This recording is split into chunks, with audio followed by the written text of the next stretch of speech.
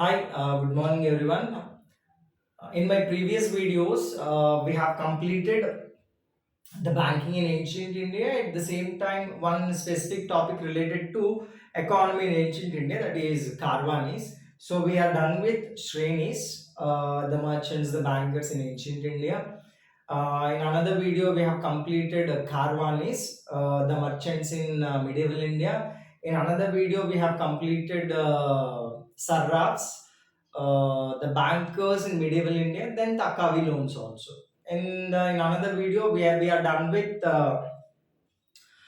banking in British India. So it is a continuous flow is going on. To continue that flow, now I am introducing banking in India after 1947. So which is of more importance related to preliminary point of view. So this is banking in India after 1947. We'll see how many topics we are supposed to learn here. Then we'll move on to types of banks or classification of banks or whatever it may be. So, if it is related to banking in India after 1947, the very first thing we are supposed to learn is classification of banks, types of banks in India. So, banks classification is required. After classification, we are supposed to learn some key terms and terminologies. So, some important terms, whether it is an acronym or a definition, we are supposed to learn some basics with respect to banking. For example, what is a bank rate, what is base rate, what is repo rate, what is reverse repo rate. So likewise, many basic terms will be there. We are supposed to learn those terms after classification. Then we are supposed to learn generations of banking. First generation banking, second generation banking, third generation banking. Likewise, at present we are in fifth generation of banking. So generations of banking we are supposed to learn. Then we are supposed to learn important banking committees that made huge difference to Indian banking system. And then the key thing, the Reserve Bank of India, its powers and functions, its monetary policy, so many things will be there. And then the present issues in Indian banking, you can take non-performing assets or various scams in public sector banks or private sector banks. What are the reasons? Where are the gaps? So present issues in banking. And then after present issues of banking, we have to go for chronology of events, all events, because there are many things year wise we have to learn. 1949 what happened, 1955, 1959, 1964. Likewise, chronology of events also important, starting from as we are taking after independence, so we have to start with nationalization of State Bank of India. So these are the things.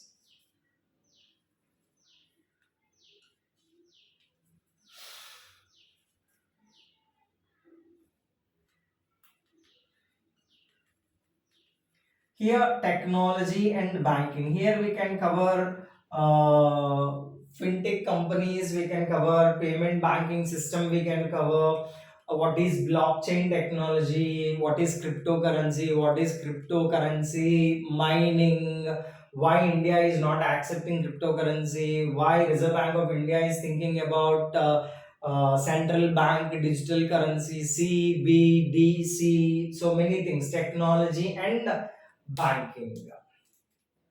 And in addition to this, we are supposed to learn the support given by the banks to agricultural sector, industries, small and marginal groups. So everything comes under priority sector lending. So which is of very importance. We will focus separately on these things. Priority sector lending will focus, and then why regional rural banks revival is required, how the government is planning the revival of regional rural banks, and after that revival of lead bank scheme is also required. So this is lead bank scheme, this is regional rural banks, and this is related to priority sector lending. So likewise, many things are there after 1947 banking. In this only we will include first nationalization of banking, second nationalization of banking, and banking before LPG, and that means 1991, whatever the period is there from 1947 to 1991, that is LQP, license quota permit system, and after 1991, that is LPG, liberalization, privatization, and globalization. So before 1990 and after 1990 also we will analyze, and in detail everything related to banking we will discuss in this segment, step by step, slide by slide, in detail explanation I have already given to you in very colorful slides in notes. Each topic on each slide I have explained, each image in detail explained. I have now for each topic we will take videos. Now again I'll start from the beginning. If we want to deal banking in India after 1947, first of all we are supposed to classify the banks. There are two types of classification of banking. One is based on establishment of the bank, and one is based on functioning of the bank. Generally, whenever the classification of banks is there, we'll do something like scheduled banks, non-scheduled banks. Now here the approach is completely different. We will classify banks on the basis of their establishment. We will classify the banks on the basis of their functioning also. After that, key terminology we will deal in detail. After that, generations of banks, first generation to fifth generation of banking we will deal, and this is fourth one. Then this is fifth one. We will discuss each and everything, each and every minute data related to Reserve Bank of India, its credit control, inflation controlling measures, how it controls foreign exchange reserves, uh, special drawing rights from SDRs, from International Monetary Fund, how it represents India at International Monetary Fund, blah blah blah. So many things with related to Reserve Bank of India. Then we'll go for present issues. This number 6, this is number 7, chronology of events, and then we'll go for 7. This is 8. This is 9, priority sector lending. 10 is regional rural banks revival, and lead bank scheme will be 11.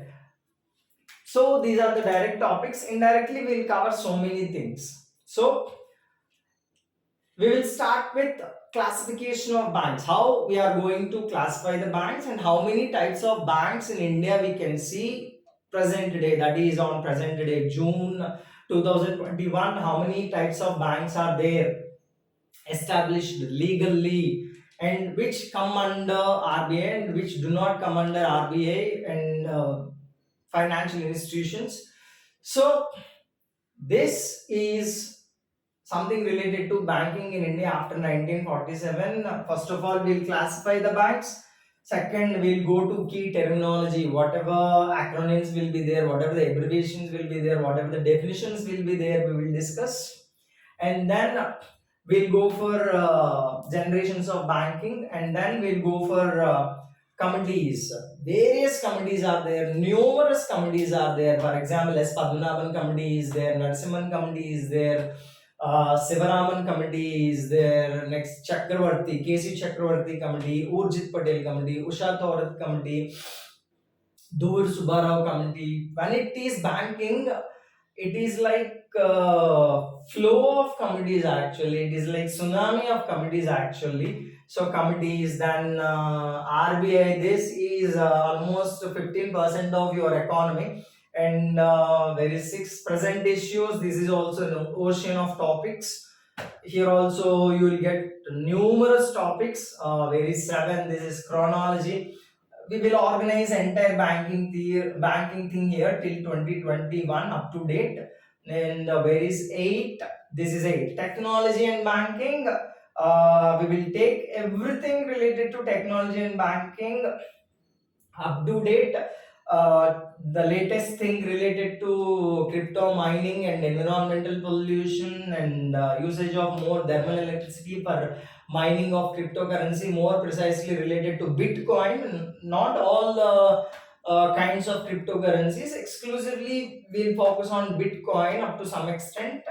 So here 8 we have, and priority sector lending and regional rural banks revival. There itself, we will discuss the support required for public sector banks also. Then 11 we have lead bank scheme. So whatever the thing is there on the board, it is not finally the banking. More and more and more topics are there actually, which can be included as a subtopics. So these are the main things we will deal. So try to focus on this mind map or flow chart or flow diagram or whatever it may be in your terminology. So this is something related to banking in India after 1947. So in my next session, I'll start with classification of banks. And remember one thing, I'm not going to explain the classification of banks on the basis of scheduled banks and non-scheduled banks. I'm going to classify the banks on the basis of their establishment and on the basis of their functioning. And that's all for this session. I'll continue classification of banks in my next session. Thank you.